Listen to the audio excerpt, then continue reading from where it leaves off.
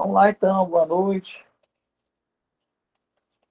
ou boa tarde, ou boa madrugada, ou bom dia, para quem estiver assistindo gravado. Vamos dar sequência aqui ao nosso módulo 2. Vamos falar da vacância. Na aula passada, a gente falou das formas de provimento de cargo público. Prover é preencher o cargo, mas o cargo também fica vazio, ele também fica vago. Então, se tem que saber as formas de preencher o cargo, que são as formas de vacância, também tem que saber as formas do cargo ficar vago.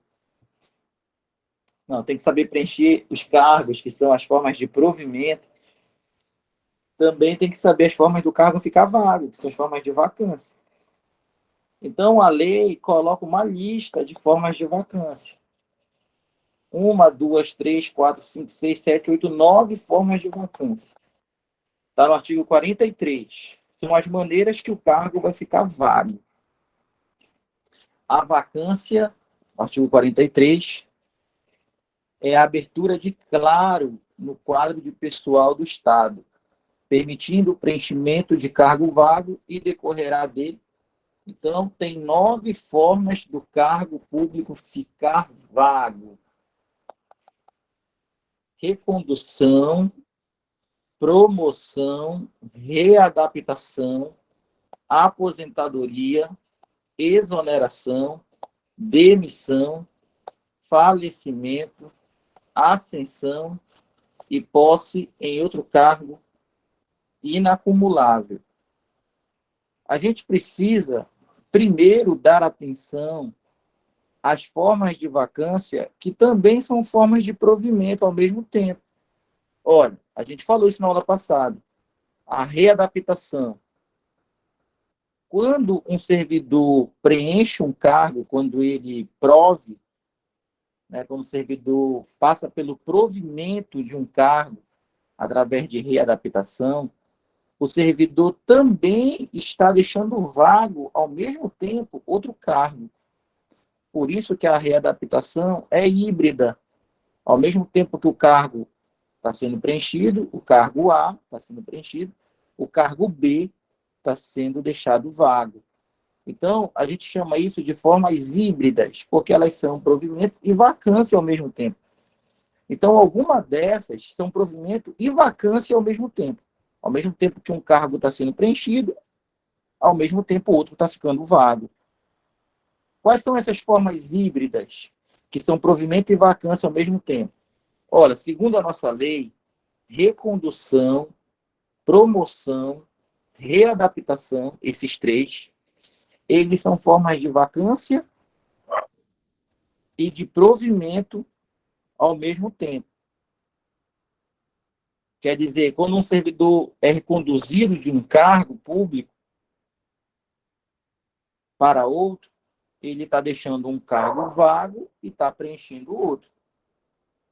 Então, é forma de provimento e vacância ao mesmo tempo. Quando um servidor promove na carreira da classe A para a classe B, a gente sabe que a promoção é a mudança de classe dentro da mesma carreira, ele também está preenchendo os cargos da nova classe, provimento, portanto, e está deixando vago os cargos da classe anterior, vacância, portanto. Promoção é provimento e vacância ao mesmo tempo. Readaptação também é provimento e vacância ao mesmo tempo. A ascensão, a gente não precisa se preocupar na prova, porque a ascensão foi declarada inconstitucional em 1997. Mas, segundo a nossa lei,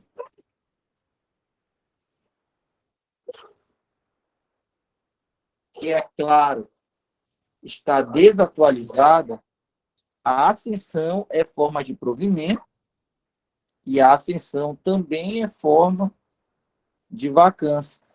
A ascensão foi declarada inconstitucional, tanto como provimento, como vacância, porque a ascensão permitia que um servidor, sem um concurso público, mudasse de cargo. Na ascensão, o servidor chegava na última classe da carreira de técnico, por exemplo, ou de enfermeiro, e fazia uma seleção interna para mudar para a classe inicial de um cargo mais favorável.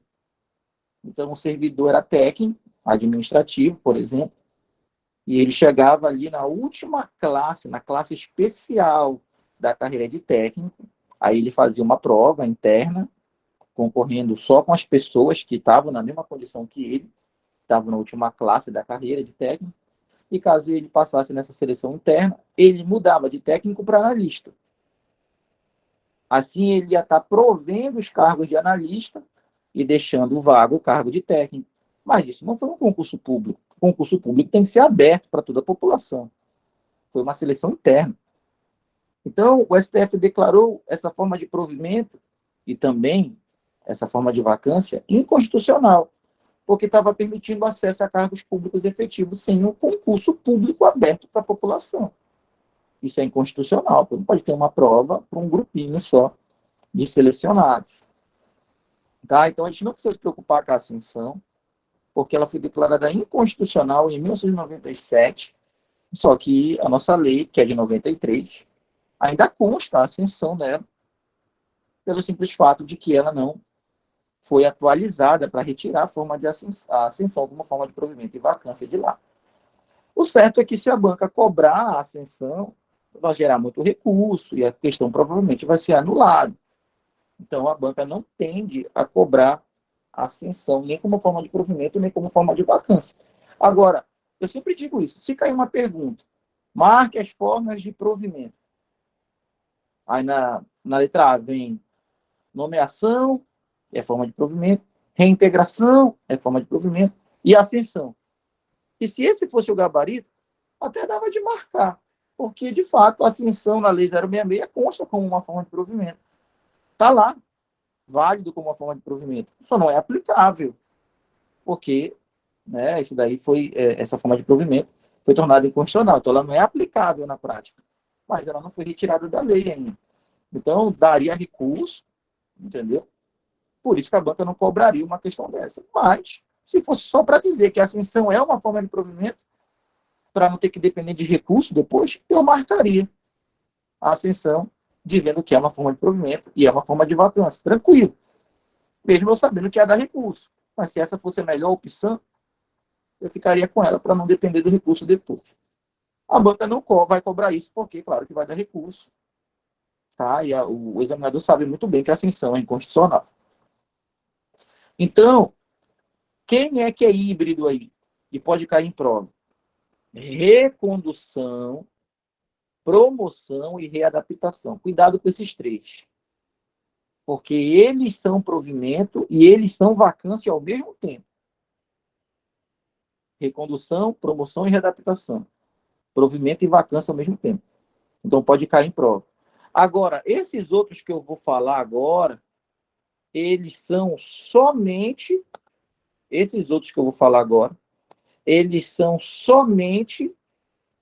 vacância. Eles não são provimento ao mesmo tempo. Então, quando o servidor aposentadoria, né, na fala clássica do saudoso Aníbal Barcelos, quando o servidor aposenta, ele está deixando o cargo vago, porque ele foi aposentado, então o cargo ficou vago, ele deixou de ocupar aquele cargo. Mas ele não está provendo nenhum outro cargo, ele está só deixando o cargo vago. Então, a aposentadoria é uma forma de vacância, é uma forma de deixar o cargo vago. Somente vacância. A aposentadoria não é provimento ao mesmo tempo. É só vacância. Saudoso Barcelos, muitos servidores aí ingressaram no serviço público na época do Barcelos. E tem até uma fala popular de que naquele tempo e tal, era mais fácil, blá, blá, blá. E é uma fala que não se justifica. Recentemente, houve um concurso público que a nota de corte já era baixa, e o governador informou que vai baixar mais ainda, para alcançar mais pessoas. Ou seja, ninguém estava concorrendo com ninguém, nem consigo mesmo. Porque até quem conseguiu uma nota abaixo do que estava no edital como nota mínima, ainda assim vai ter chance de ser chamado e entrar no serviço público.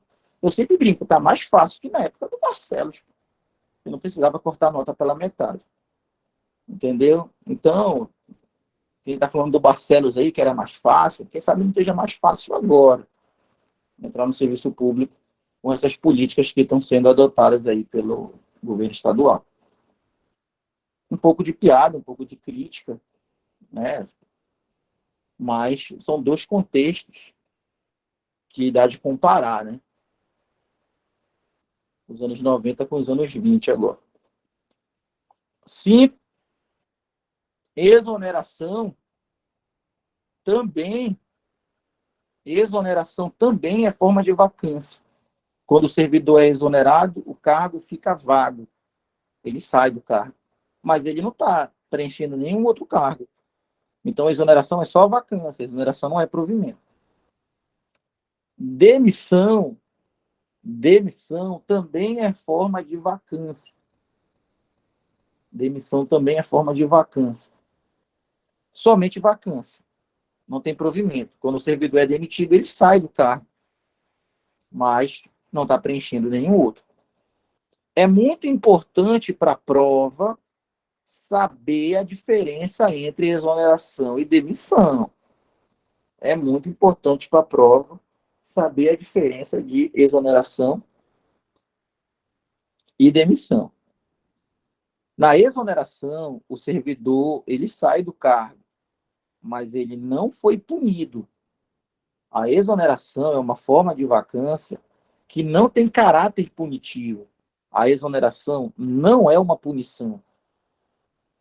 Já a demissão no serviço público, a demissão no serviço público estatutário, que é esse que a gente está estudando, a demissão é uma forma de punição que o servidor efetivo recebe caso ele cometa uma falta administrativa do tipo grave e responda a um processo administrativo disciplinar, um PAD, com ampla defesa e contraditório, e ao final seja condenado. Então, a demissão é uma forma de vacância, sim, mas ela tem caráter punitivo. Quem sai demitido, sai porque foi punido. E quem sai exonerado, sai por qualquer outro motivo, menos porque foi punido. Para ter uma ideia, se o servidor se invocar e não quiser mais ser servidor, ele vai lá na secretaria e pede o quê? Demissão ou ele pede exoneração? Olha, se o servidor não quiser mais ser servidor, ele pede exoneração, ele não pede demissão. Por quê? Porque demissão é uma punição. O servidor não pode pedir para ser punido. Ele pode pedir para sair do cargo. Se ele está saindo sem ser punido, então ele está saindo exonerado. Tá? Só que o nome exoneração é um nome naturalmente com cara de punição, né? Ah, o servidor foi exonerado. A expressão exoneração tem um teor punitivo por trás dela, né? A gente fica com a ideia de que a pessoa foi punida, porque foi exonerada, mas não tem nada a ver. Exoneração não é punição. Exoneração é o desligamento do serviço público de alguém que não foi punido, de alguém que pediu para sair, por exemplo. Já a demissão tem caráter punitivo. Quem saiu demitido, saiu porque foi punido. É uma diferença do serviço estatutário para o serviço seletista. Na iniciativa privada, o empregado, regido pela CLT, tem carteira de trabalho assinada, FGTS, os direitos trabalhistas da CLT. Quando o empregado não quer mais trabalhar, ele pede demissão, normal. Mas isso lá no regime seletista, regime da iniciativa privada. Já no serviço público estatutário, regido pela Lei 066, não existe pedir demissão, existe pedir exoneração. Tem que tomar cuidado com isso. Tá? Exoneração e demissão são formas de vacância, são. A exoneração não tem caráter punitivo, a demissão tem. Inclusive, a gente falou em uma aula extra que foi postado junto com o conjunto de aulas aqui do módulo 2, a gente falou que o servidor que ocupa cargo em comissão e que ocupa exclusivamente, somente o cargo em comissão, aquele servidor que é livremente nomeado através de uma escolha política, né? Ele não faz concurso. Esse servidor, ele pode ser livremente exonerado também. Mas quando ele é livremente exonerado, ele não foi punido. Simplesmente houve uma escolha política que não quis mais ele no cargo. Agora, esse mesmo servidor que ocupa cargo em comissão, ele também pode ser punido por ter cometido uma falta grave. E por isso ter que sair do serviço público, porque foi punido. Mas quando é o servidor do cargo em comissão que é punido, a punição dele não se chama demissão. Quando é o servidor do cargo em comissão que é punido, a punição dele se chama...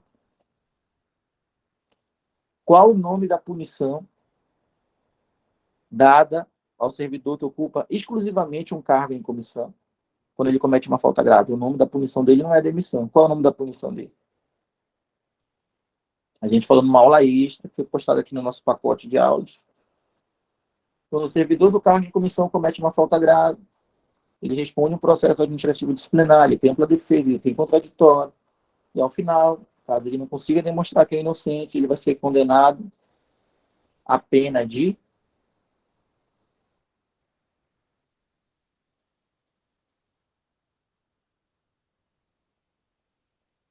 destituição do cargo em comissão. Tá? Então tem que tomar muito cuidado. Se for um servidor que ocupa cargo em comissão que está sendo punido, a pena dele é destituição do cargo em comissão. Ele vai sair do serviço público. Se for um servidor efetivo, concursado, ocupante de cargo efetivo, que comete uma falta grave, ele responde PAD, ele tem defesa, ele tem contraditório, mas ao final a pena dele, que manda ele embora, é demissão. Então, para o servidor efetivo, a pena é demissão. Para o servidor do cargo em comissão, a pena que manda embora do serviço público é destituição do cargo em comissão. Cuidado com essa diferença.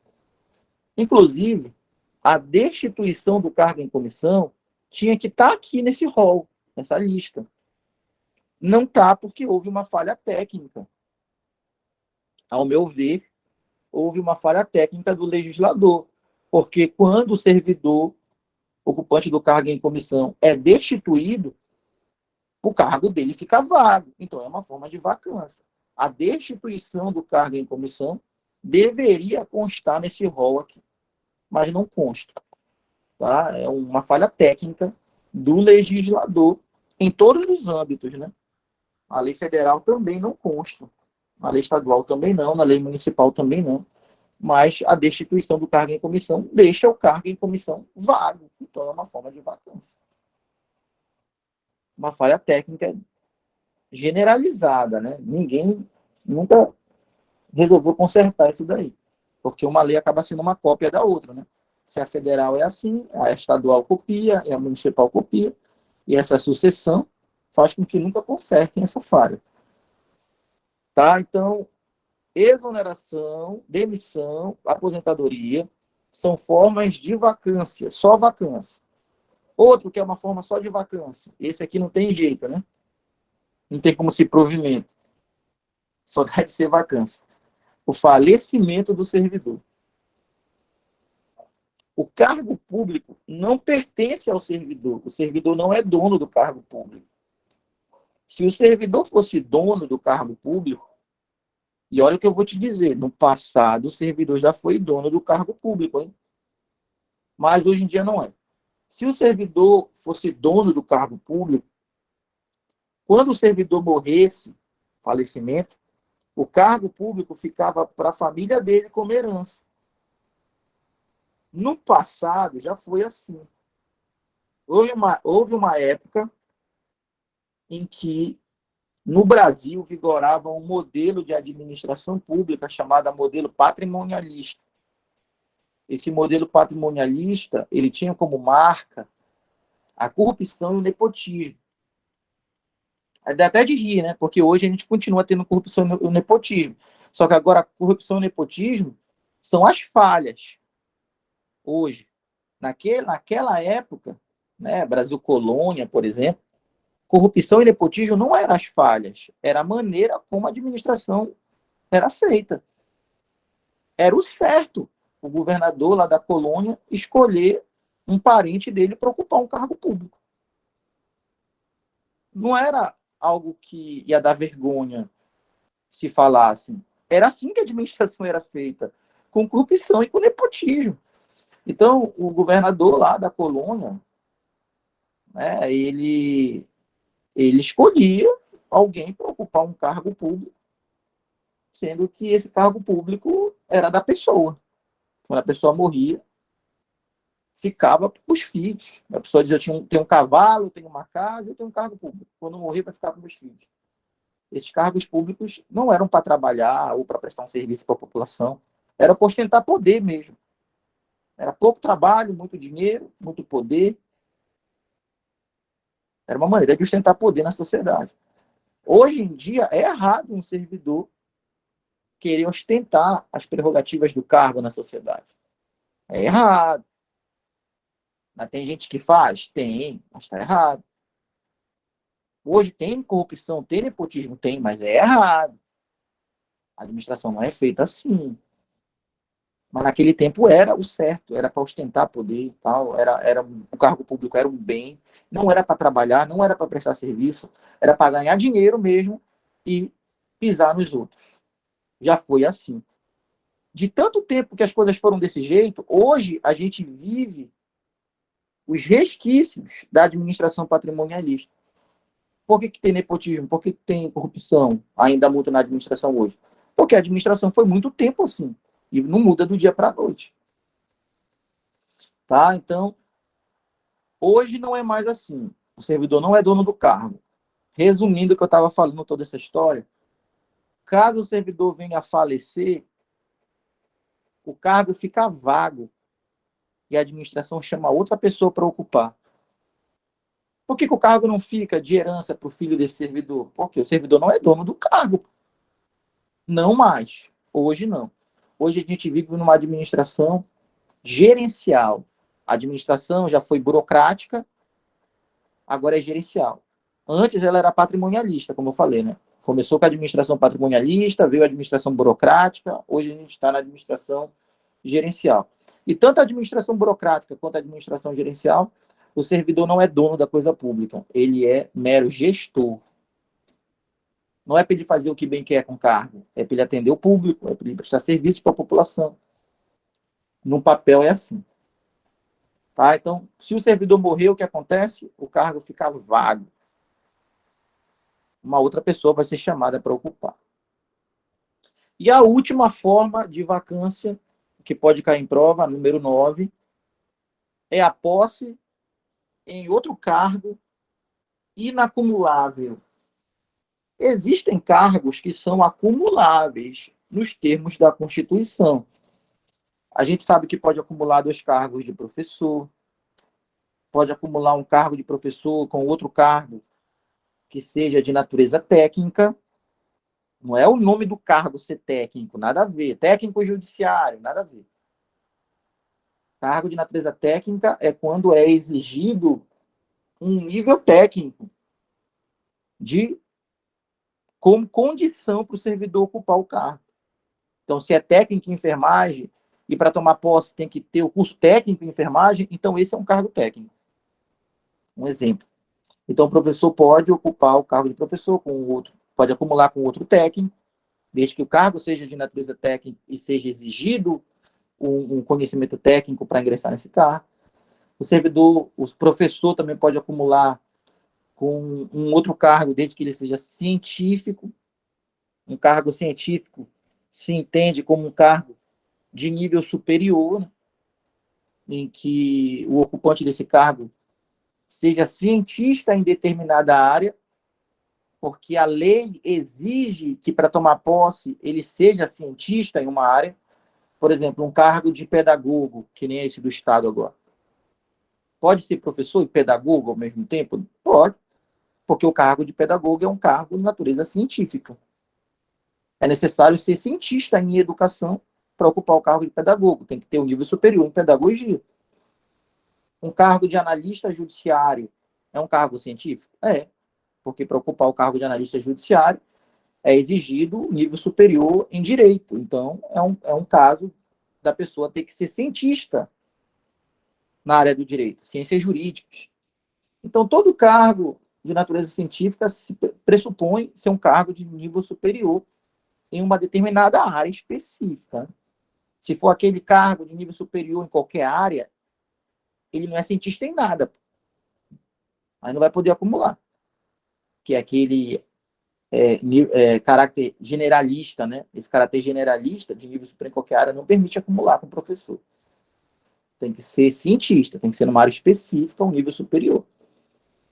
Então, o professor pode acumular com outro professor, pode acumular com técnico, o professor pode acumular com um cargo de nível científico, pode acumular, se for 2 cargos de profissional da saúde com profissão regulamentada, pode acumular também, hoje em dia, os policiais militares e os bombeiros militares do território, se tiver um território, né? Não tem atualmente, mas se tiver, os policiais e bombeiros vão poder acumular.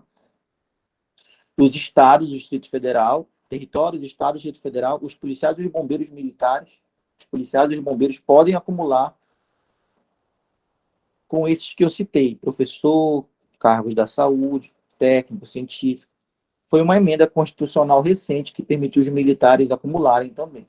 Militares, policiais e bombeiros.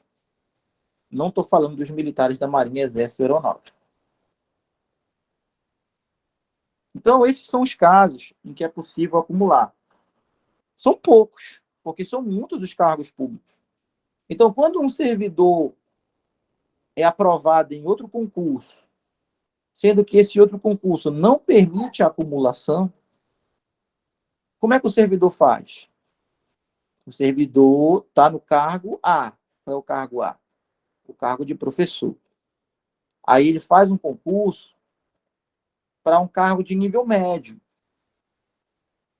Cargo de nível médio não é nem científico e não é nem técnico. É um cargo de nível médio. O professor vai poder acumular? Não, porque não é, o outro cargo não é de professor, não é técnico, não é científico. Então, ele não vai poder acumular. Então, esse professor que está no cargo A de professor e passa num cargo B de nível médio, ele não vai poder acumular. Como é que ele faz, então, para ir para outro cargo? Ele pede exoneração? Não. Ele pede posse em outro cargo inacumulável. Pedir posse em outro cargo inacumulável significa informar para a administração que você está declarando o seu cargo atual vago. Declarar o cargo vago, no dia a dia, as pessoas chamam de pedir vacância. Mas na lei não tem esse nome. Então, o servidor vai declarar o cargo dele vago para que ele possa ocupar outro. No dia a dia, chama-se. O nome é posse em outro cargo inacumulável. Se esse servidor que pediu posse em outro cargo inacumulável, se ele for estável no cargo A, no cargo de professor, que era o cargo que ele ocupava mais tempo, se ele for estável, ele vai para o cargo B, não vai poder ficar nos dois, porque é inacumulável, ele vai para o cargo B, e se ele reprovar no estágio probatório do cargo B, ele tem direito a voltar para o cargo anterior, através da recondução. Por quê? Porque o servidor não perdeu o vínculo com o cargo anterior. Ele perderia o vínculo se ele tivesse pedido exoneração, mas ele não pediu. Ele pediu posse em outro cargo inacumulável, ou seja, ele manteve o vínculo. Então fica uma dica, né? Se você já é estável num determinado cargo público, passa em outro concurso, não pode acumular os dois. Você não pede exoneração. Você pede posse em outro cargo inacumulável. Você declara o seu cargo atual vago e vai ocupar o outro. Caso você reprove o estágio probatório do novo cargo, você tem direito a retornar para o cargo anterior através da recondução, já que você não se desligou do cargo anterior, já que você não pediu exoneração. Você volta porque você manteve o vínculo com o cargo anterior. Você pediu posse em outro cargo inacumulável. Ou seja, você manteve o seu vínculo declarando o seu cargo vago. Então, a posse em outro cargo inacumulável deixa o cargo vago, mas permite que o servidor volte depois. E aí, vocês entenderam as formas de vacância? Comentamos todas as formas de vacância. Comentamos as híbridas, recondução, promoção e readaptação. Comentamos as que não são híbridas, que são só forma de vacância, aposentadoria, exoneração, demissão, falecimento, posse em outro cargo não acumulável. E comentamos a ascensão, que é inconstitucional. Se for cobrada, vai dar recurso. Né? Vai dar recurso porque não é aplicável, uma vez que é inconstitucional a ascensão do servidor. Vocês entenderam essas coisas aí?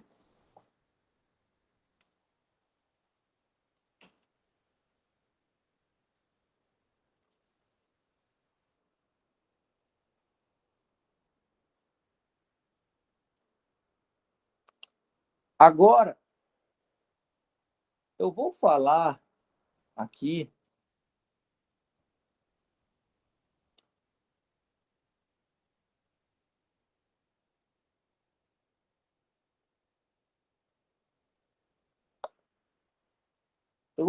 de uma alteração que teve na lei. Dia 25 de agosto, recentemente, houve uma alteração no artigo 37 da Lei 066. Foi publicada essa alteração. Eu dei uma pesquisada no edital e achei a seguinte informação no edital. A informação é a seguinte. Diz assim o edital. Eu vou ler aqui para vocês. Lá no finalzinho do edital, item 17.8.1, diz assim: legislação com entrada em vigor após a data de publicação deste edital, como eventuais projetos de lei, assim como alterações em dispositivos legais e normativos a eles posteriores, não serão objetos de avaliação nas provas do concurso. Tranquilo. O edital é antes do dia 25 de agosto. Tranquilo. Só que o mesmo item 17.8.1 diz assim, ó, salvo, exceto a legislação listada nos objetos de avaliação constantes neste edital. Então, as legislações listadas no objeto de legislação deste edital podem ter as suas alterações cobradas,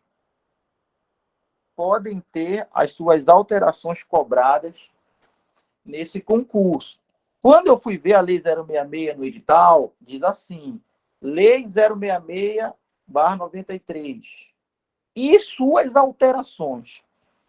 Então, por causa desse exceto que está no edital, e pelo fato da Lei 066 estar citada no edital, Lei 066 e suas alterações, eu concluí que esse exceto permite sim que essa legislação pós-edital possa ser cobrado. Sim, nesse concurso. Então, a gente vai trabalhar ela. Por causa do exceto. Entendeu? Por causa do exceto.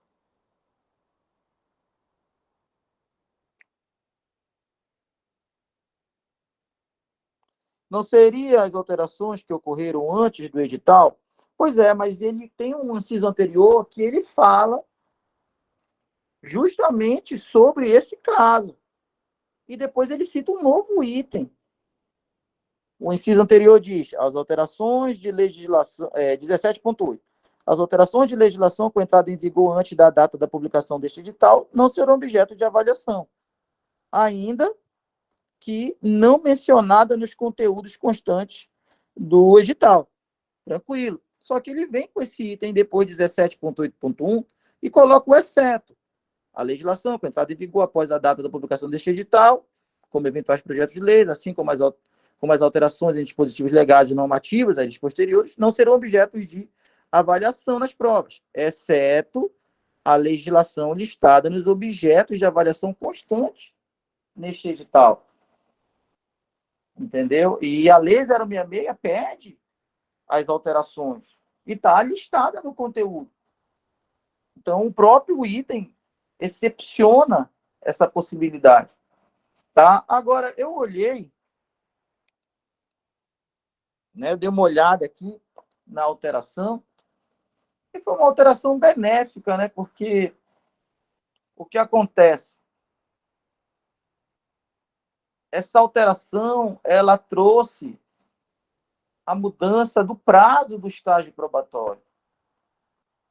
O prazo do estágio probatório estava desatualizado na lei. Até então, o estágio probatório ele tinha uma duração na lei de 24 meses. E é um prazo que não se aplicava na prática. Estava na lei, mas não se aplicava na prática. Na prática era 36 meses. Teve uma prova que a FCC, em 2010, cobrou esse prazo de 24 meses do estágio probatório. E essa questão foi anulada, justamente porque, apesar de ser o texto da lei, esse texto ele estava declarado inconstitucional desde 2010. Desde 2010, declarado inconstitucional. Então, as pessoas recorreram dizendo, o texto está lá, dizendo que é 24 meses, mas ele é inconstitucional, ele não é aplicável. Com isso, a questão foi anulada. Desde lá, desde 2010, nunca mais esse item foi cobrado. Nunca mais se cobrou o estágio probatório de 24 meses em concurso nenhum. Por quê? Porque era uma norma que não se aplica por ser declarada inconstitucional.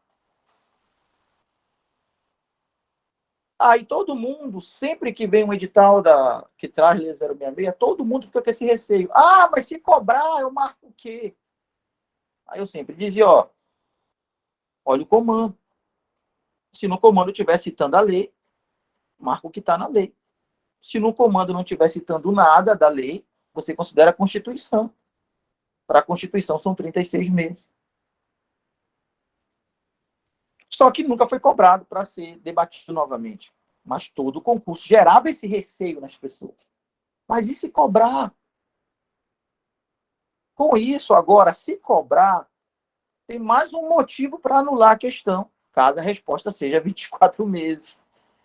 O motivo é que há uma lei posterior à publicação do edital, sim, mas há uma lei modificando o prazo para 36 meses, que é o prazo constitucional.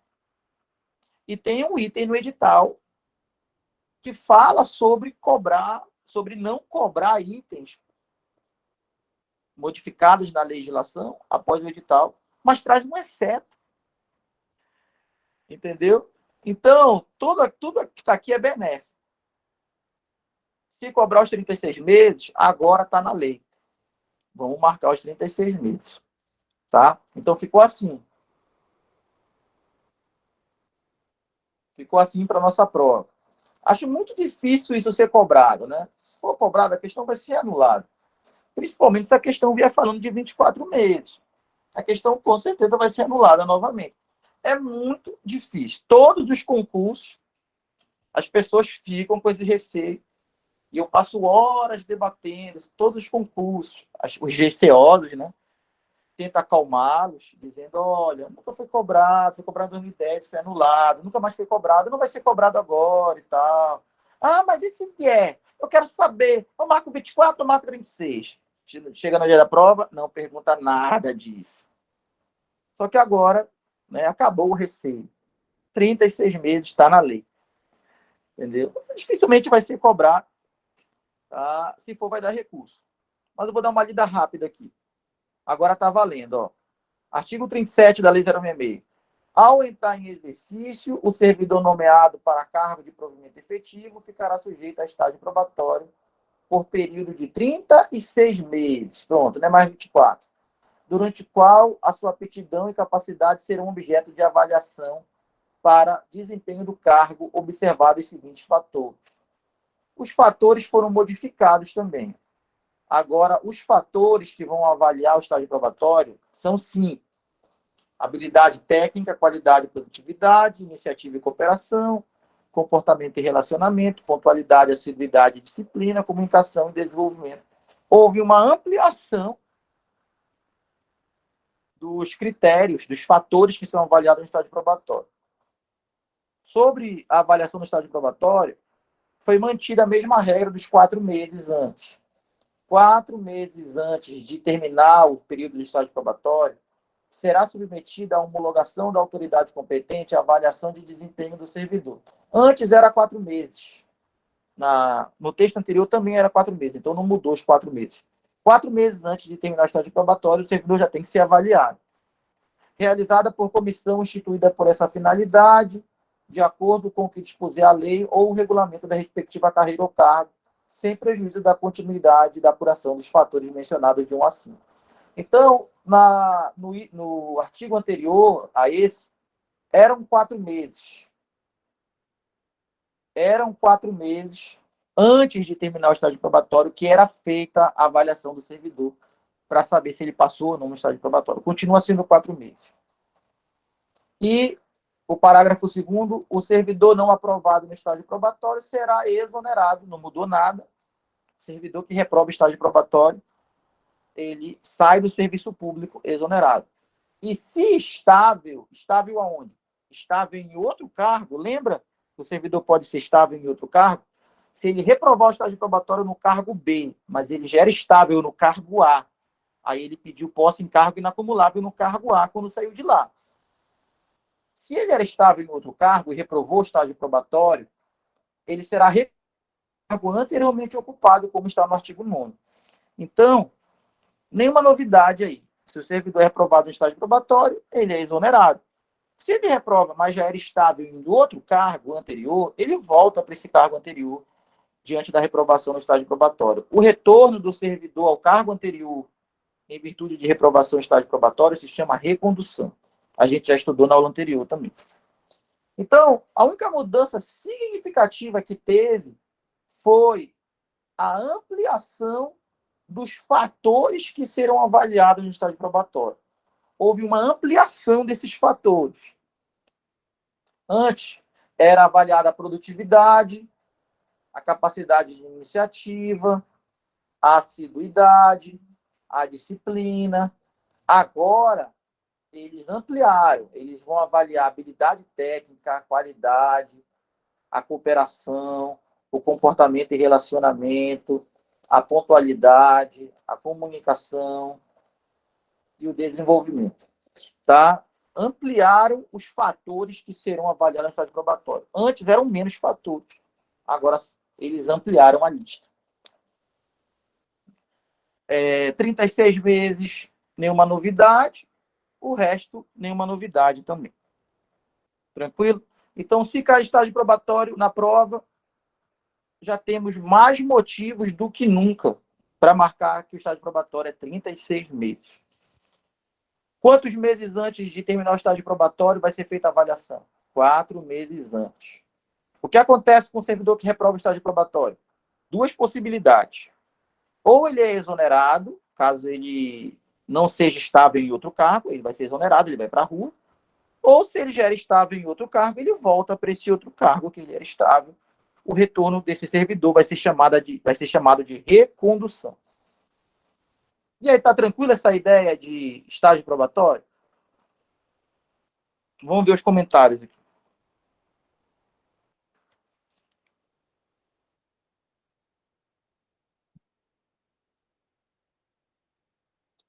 Foi uma alteração simples, né?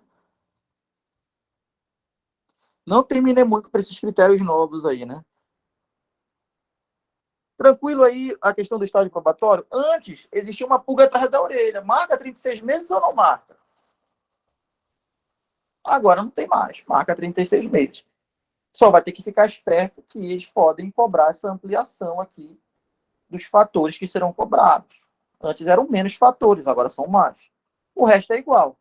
4 meses antes e exonerado ou reconduzido. Servidor reprovado no estágio probatório, ou ele é exonerado ou ele é reconduzido. ele vai ser exonerado se ele não tiver um cargo anterior, que ele era estável. Aí ele vai para a rua, exonerado.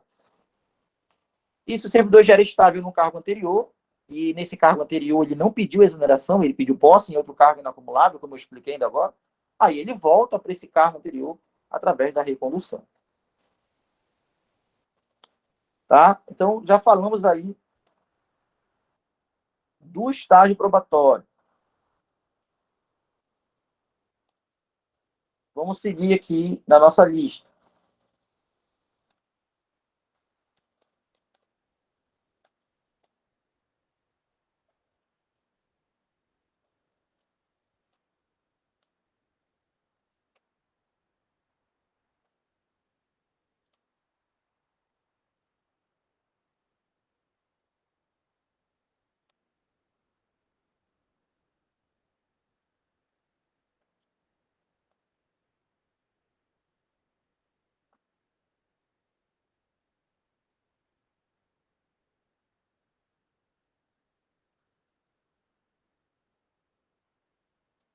Olha aqui, ó. No texto anterior, esses aqui eram os fatores cobrados, ó. Assiduidade, disciplina, capacidade de iniciativa, produtividade e responsabilidade. Eram 5, mas era um em cada. Agora continua sendo 5, mas eles colocaram 3, 2, 3 em cada um desses incisos aí. Então eles ampliaram, né? Continua 5 incisos, mas eles ampliaram.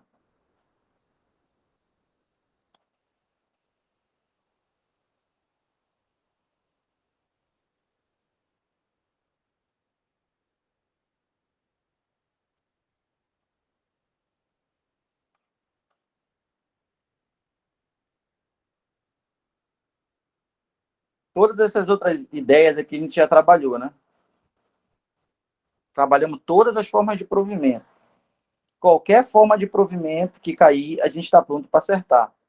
Falamos de todas as formas de provimento com bastante detalhes.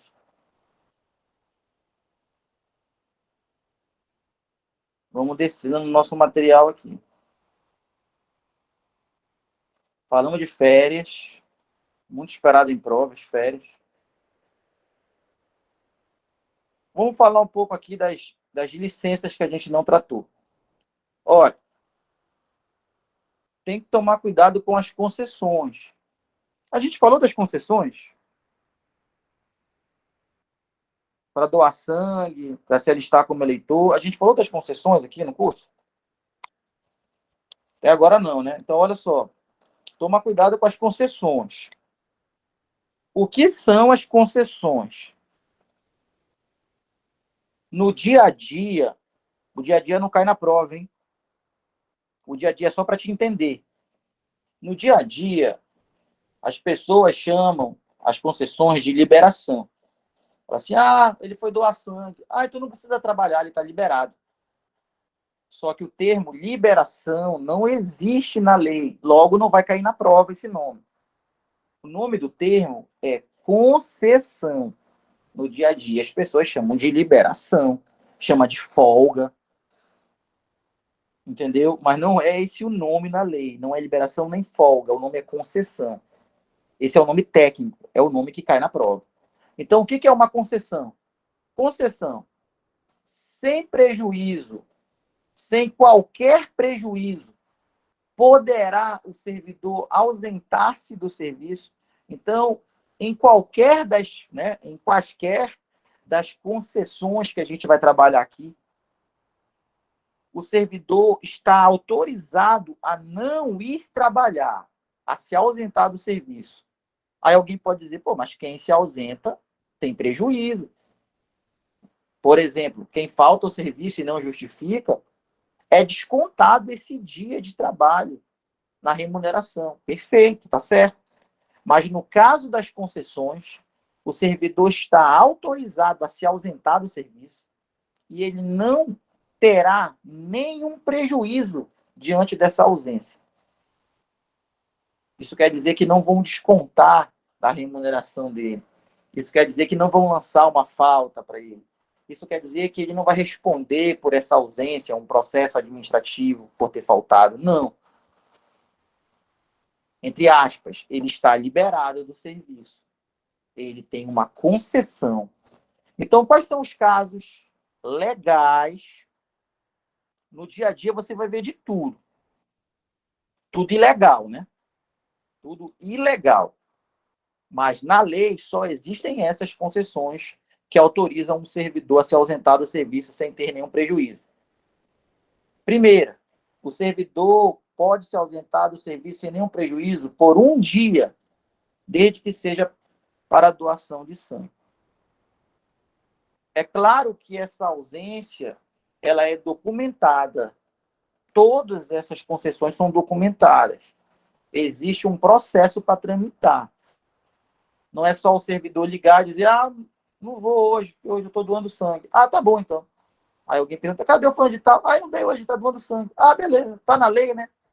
Não. A pessoa doa sangue, pega o comprovante e leva para a administração.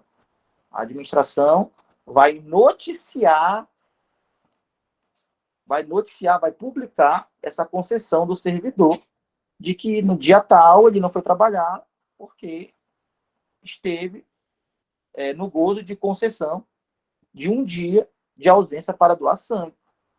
Isso vai ser lançado também nas informações funcionais do servidor. Vai ser botado lá na pasta funcional dele.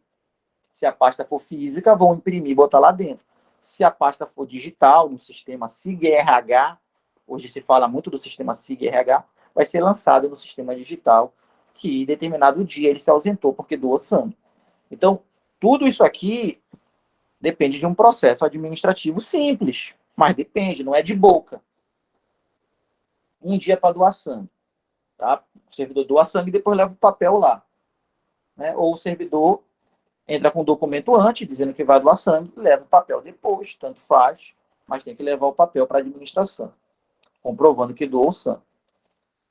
E aí ele se ausenta um dia do serviço, o dia que ele doou sangue, né? Ele se ausenta e ele não vai ter prejuízo, é uma concessão. 2 dias de ausência, o servidor tem direito a essa concessão de se ausentar 2 dias, para se alistar como eleitor. Parece algo sem utilidade, né? Algo banal, mas mostra toda a influência política que existe na produção da lei, né? Será que para o político que produziu essa lei, isso aqui é uma cópia da lei federal, né? Foi editada em 1990. Será que para os políticos que editaram a lei lá em 90 e para os políticos que copiaram essa lei para o estado do Amapá, esse item da lei em 1993, será que para esses políticos e para os atuais políticos hoje, será que é importante que o servidor vote? Claro, para qualquer político é importante que todo mundo vote. É por isso que o voto é obrigatório no Brasil. Eu sempre digo isso, né? Se o voto não fosse obrigatório, fatalmente nós descobriríamos que existe um total descrédito na política. Porque pouquíssimas pessoas iriam votar. Em determinado momento, todo mundo ia perceber que ninguém precisa de 400 deputados federais, 81 senadores, 24 deputados estaduais. Por quê? Porque ninguém está indo votar. Então vamos diminuir. Mas como o voto é obrigatório, fica parecendo que eles foram realmente eleitos pelo voto popular obrigatório, né? Aí tem que ir. Tantos mil votos. Claro, é obrigatório, tem que ir. Muitos chegam lá e não sabem nem o que apertar no botão. Só vai porque é obrigatório. Já que ele já está indo, não sabe nem quem votar, se no caminho ele encontra alguém, e se alguém oferece alguma coisa para ele, ele pega. Já não ia votar em ninguém mesmo, aí ele vota. Por isso que as eleições são decididas nos últimos 3 dias. Com boca de urna. Por quê? Porque o voto é obrigatório, senão as pessoas nem saíram de casa. Então tem um caráter político aqui, né? Preste atenção que para doar sangue, que salva uma vida, é 1 dia de liberação. Mas para se alistar como eleitor, são 2. É mais importante se alistar como eleitor do que doar sangue. Tem um peso maior se alistar como eleitor do que doar sangue. Olha só o peso dos interesses políticos. É mais importante se alistar como eleitor, tu tem 2 dias de liberação, do que doar sangue. Quando doa sangue, salva uma vida, né? Mas quando se alista como eleitor, salva uma vida mais importante, que é a vida do político. Então, 1 dia para doar sangue, 2 dias para se alistar como eleitor. Fica até essa informação, né? Se alistar como eleitor, tu precisa mudar de zona, por exemplo, é uma questão de alistamento. São dados que você vai modificar no seu alistamento. Então, você vai lá na administração e solicita 2 dias de concessão, porque você precisa modificar a zona, mudar de uma zona para outra. Tá na lei. Fazer o quê? Por 8 dias consecutivos, em razão de 8 dias seguidos, em 2 situações. O servidor tem a concessão em 2 situações por 8 dias seguidos. Em caso de casamento e em caso de falecimento. Em caso de casamento, é a chamada concessão por núpcias, que é para a lua de mel. Em caso de falecimento, não do servidor, né? De parentes do servidor. Em caso de falecimento, a concessão também é de 8 dias, que o servidor não vai trabalhar, só que é por luto. Casamento e luto, né? E o 8 é o símbolo do infinito em pé, né? O casamento talvez não seja infinito, apesar desse ser o propósito. Mas o falecimento é. Né? Então, o 8, por ser o símbolo do infinito, só que em pé, né? Se deitar o 8, vira o símbolo do infinito, né? Lá da matemática. É uma boa maneira de decorar que casamento e falecimento são 8 dias. Né? Porque os dois têm esse caráter, são feitos para não ter fim. Né? O casamento a gente sabe que tem. O falecimento, de repente, não. De repente tem a fim também, né? De repente tem a vida após a morte. Aí o falecimento tem fim, seja apenas o começo. Mas quem sabe não tenha e o falecimento seja eterno.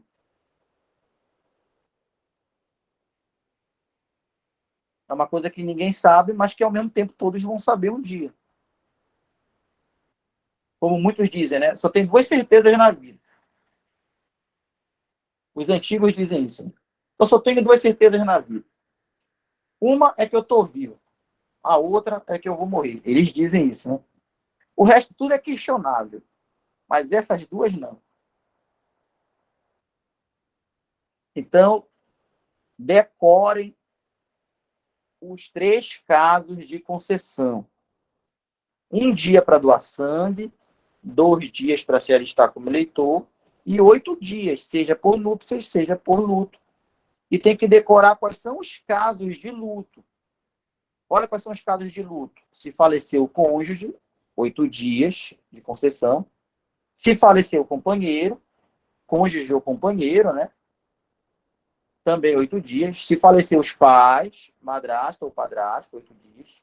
Se falecer filhos, enteados ou menor sob sua guarda, 8 dias. E se falecer os irmãos, também 8 dias. E professor, A lei não ampara os outros parentes. Pode falar. é, qual seria a idade para se alistar como eleitor? Seria 17 anos? Não, a idade é a partir dos 16, só que com 16 anos esse alistamento é facultativo. Facultativo, né? E a Pois é, partir dos 18 é obrigatório. porque a banca pode fazer uma pegadinha, né? Porque para se alistar com 18 anos e justamente 18 anos para fazer o concurso público, né? Inclusive, se alistar como eleitor de 18 anos, idade mínima, são requisitos obrigatórios para posse. Um dos itens mais cobrados em provas é porque o pessoal é muito ansioso, né? Quer estudar tudo. E a gente tenta cobrar, a gente tenta oferecer tudo, né? A gente está completando aqui mais de 11 horas de lei 066 para quem fez módulo 1 e módulo 2. A gente está oferecendo aqui mais de 11 horas. Está dando 7, mais 4,5, quase 12 horas de curso. Claro que a gente vai acertar aqui. Tem grandes chances, né, da gente acertar a questão, porque 12 horas falando. Mas, no final das contas, o mundo gira, gira, gira. E as perguntas são sempre as mesmas. É sempre os mesmos temas clássicos. Nos outros concursos aí, eu dizia assim, olha, decore as faltas graves, principalmente a,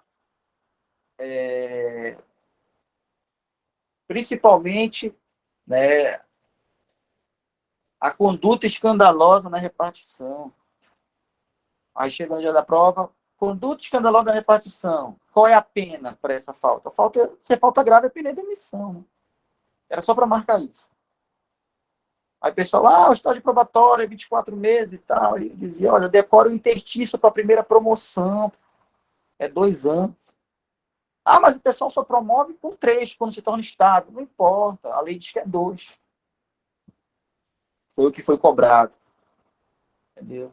Então, existe um grau, assim, de receio natural de todas as pessoas, né? Ninguém quer perder a questão. Mas, no final das contas, só vem os principais temas. Então, você tocou nesse assunto, sobre alistamento eleitoral, sobre idade. E esse aqui, que eu coloquei na tela, é justamente uma das questões mais batidas de prova em todos os estatutos.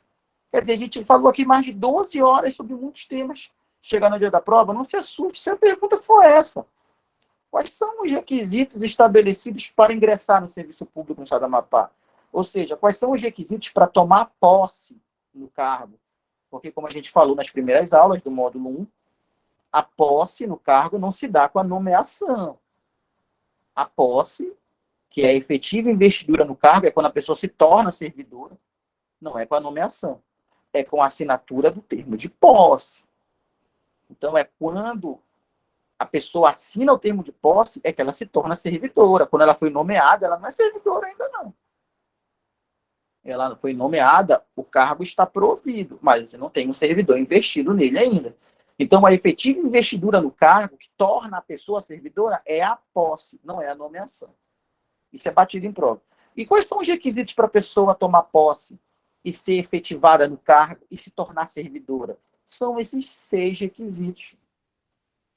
Eu vou falar novamente aqui, e eu peço que vocês deem essa revisada, né, nas primeiras aulas que a gente falou sobre nomeação, sobre posse.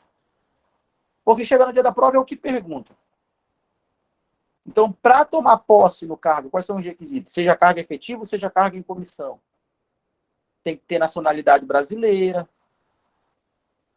Não importa se é brasileiro nato ou se é naturalizado. Tem que ser brasileiro. Tem que estar em gozo dos direitos políticos.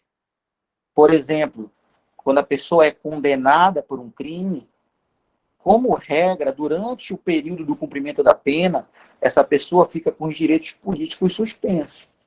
Então, um preso condenado não poderia tomar posse em um cargo público, porque ele estaria com os direitos políticos suspensos enquanto durar o cumprimento da pena. Também não daria para ingressar numa universidade pública, por exemplo. Tá? Então, o gozo dos direitos políticos é muito importante. Quem não vota e não justifica e tem problemas com a justiça eleitoral também fica com os direitos políticos suspensos. Ficar com os direitos políticos suspensos significa não ser cidadão durante esse período. Então, a pessoa que não vota, não justifica, não vai atrás do título, essa pessoa não é um cidadão para a lei.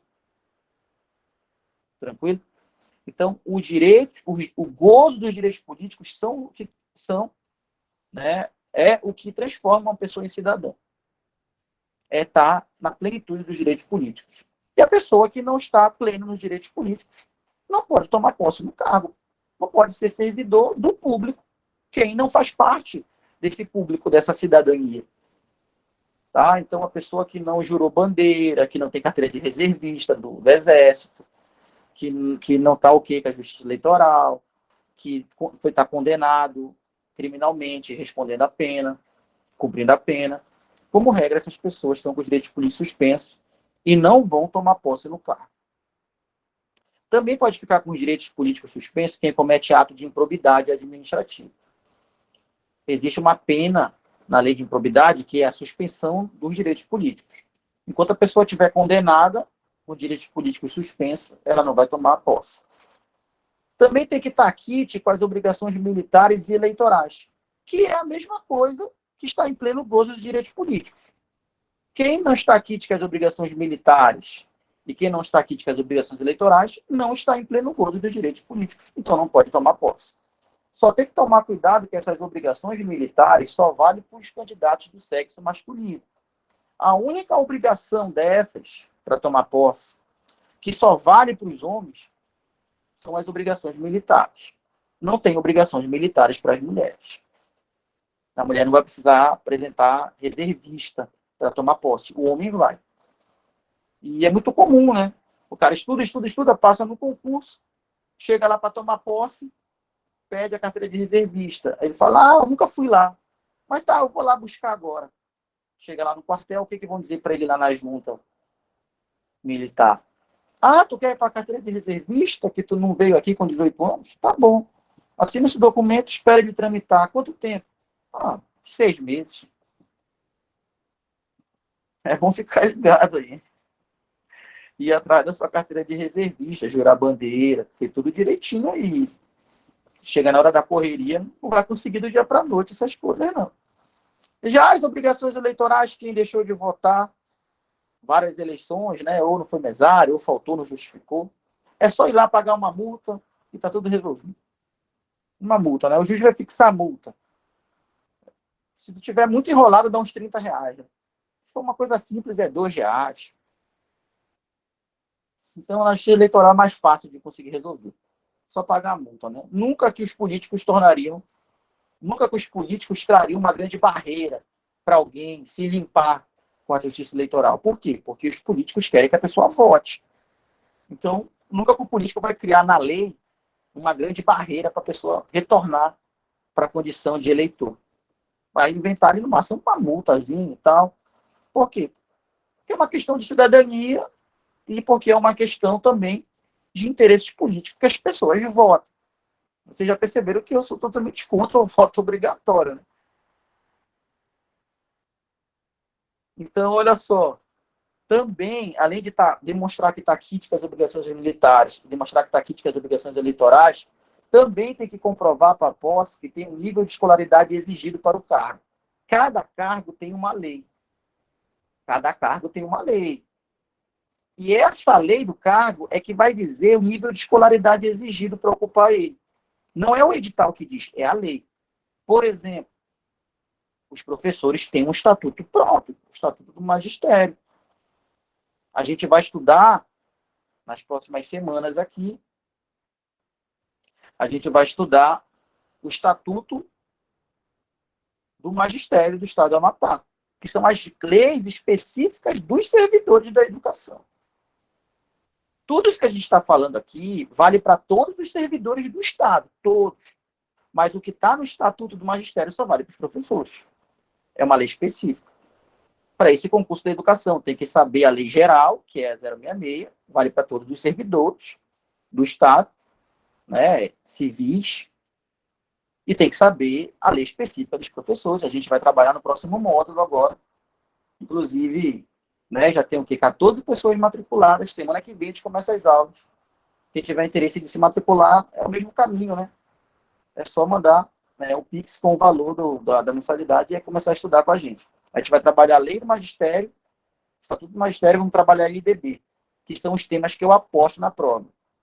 Eu aposto nessa prova que não vai faltar uma de lei 066, não vai faltar uma de LDB e não vai faltar uma de estatuto do magistério. Então, são as leis que eu estou me comprometendo, né, a passar esse conteúdo, porque é onde eu aposto que estão as questões. É uma questão de aposta, né? Ninguém vai conseguir dar tudo numa mentoria. Né? Se essa mentoria tivesse, sei lá, uma carga horária de 100 horas, aí dava de dar tudo, né? É impossível dar tudo numa mentoria. Na verdade, se eu estudasse sozinho, eu não conseguiria ver tudo. Né? Vou estudar para esse concurso. Se é que eu vou ler todas as leis e revisar e fazer todas as questões, é impossível. É muito conteúdo. toda a preparação é feita com os principais temas. Toda a preparação é feita com os principais temas. Mais do que isso é jogar energia fora. Energia é tempo é dinheiro, né? Não dá de dizer assim, eu só vou para essa prova se eu conseguir revisar o edital 3 vezes. Tu vai fazer a prova? Não, porque eu só revisei o edital uma vez. Teve um colega meu que disse que revisou 4 vezes o edital. Então eu nem vou fazer. Pô, o cara tá mentindo pra ti, mano, te botando pra baixo, te tirando de tempo. Ninguém vai estudar todo esse edital nem sequer uma vez. Vai nos principais temas e faz as questões da banca. Chegar no dia lá, quem acertar mais vai levar. Ou tu acha que quem vai passar é só quem errar uma questão? Saiu a lista. Quem passou? Olha, quem passou é só quem errou uma questão. Quem errou 2 está fora. É pelo contrário. As pessoas não conseguem a nota mínima. O governador tem que baixar a nota. Então, mano, tem que estudar com aquele sentimento, né, de que tu tá estudando a questão da prova, de que tu tá pronto, de que tu vai acertar, de que aquilo vai cair. É essa percepção mental que vai te levar a acertar as questões no dia. Aí chega no dia, eram 60 questões, eu acertei 40, e todo mundo está dizendo que eu não passei. Chega na hora de sair a lista, o cara é um dos primeiros colocados. Por quê? Porque as pessoas são doentes, não tem nada na vida, e não consegue ver ninguém fazendo nada, se esforçando para ter nada. Pode ser o mais esforço do mundo, mas será que dá? Pois é, né? Nota foi alta. Melhor é não comentar nada com ninguém, estudar, dar o gás, revisar os principais temas, ir para a prova com a total confiança de que vai dar certo, chegar a não contar para ninguém, só depois sair a lista. Porque o pessoal é doente. É um pouco de desabafo aí sobre a nossa sociedade secadora de sonhos, né? Então, olha só, tem que ter o nível de escolaridade exigido para o exercício do cargo, nível superior, nível médio, vai depender da lei. Tem que ter a idade mínima de 18 anos. Essa idade mínima é comprovada no dia da posse, né? A pessoa pode se inscrever no concurso tendo 15 anos. Pode. Com 16 anos, o concurso é homologado, começa a contar o prazo. 2 anos depois, a pessoa tem 18, o concurso é renovado por mais 2. Nesses 2 anos, a pessoa faz um curso superior de 2 anos. Tecnólogo.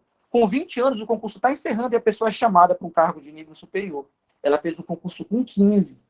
Está sendo chamada na última chamada com 20. Mas agora ela já tem nível superior e tem 18 anos. Para qualquer pessoa que ela dissesse com 15 anos que ia fazer o concurso, ia chamar ela de louca.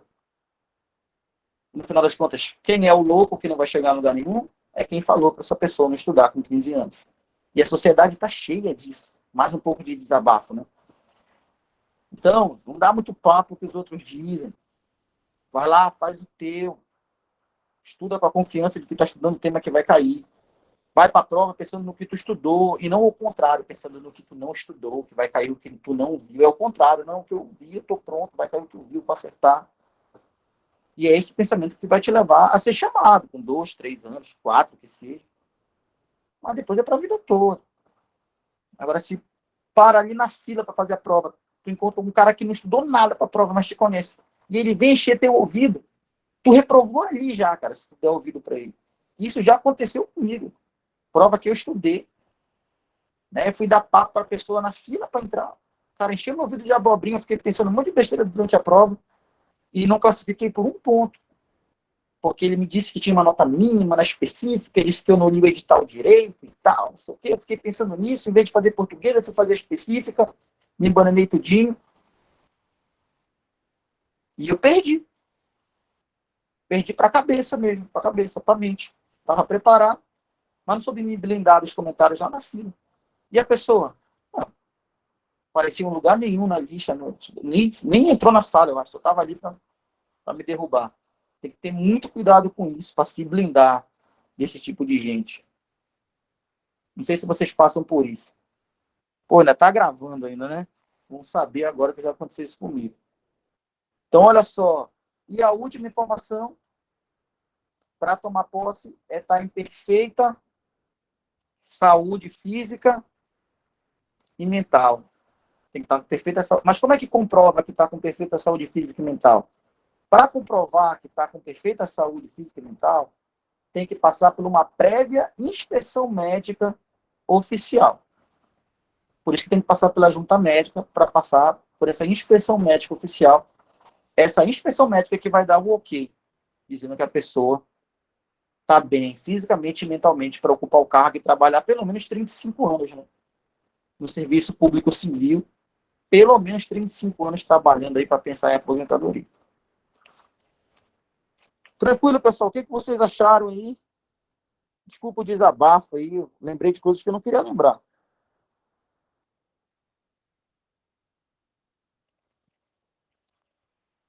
Tranquilo, professor. Quem já passou por essas coisas aí? Quem está passando por isso?